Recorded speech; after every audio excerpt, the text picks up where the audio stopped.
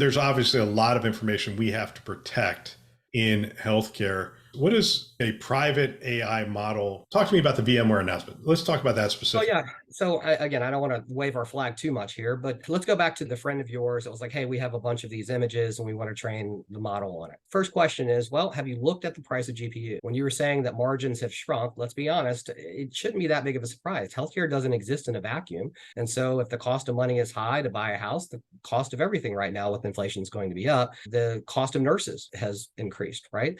So if everything else is increased in terms of cost, then it makes sense that we would have reducing margins. Well, if the cost of GPUs is up, what do you think is going to happen to the cost of your data in the cloud once you start to try to shift massive amounts of images into the cloud to then start running models in it? That's going to be a major cost. And how do you account for that? No one's really dealt with that data set yet, right? So you could guess what it's going to cost you in terms of getting the model up there, running it, and how fast you're going to be able to iterate. But let me just throw a crazy idea.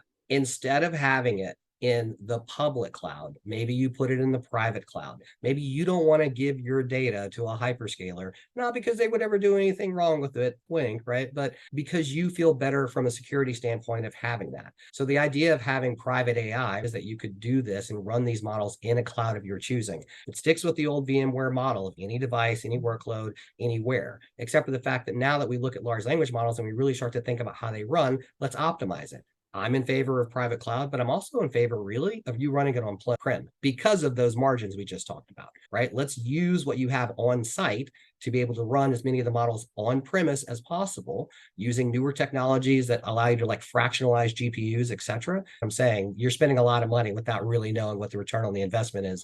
And that's why it's located where it is in the hype cycle like Gartner.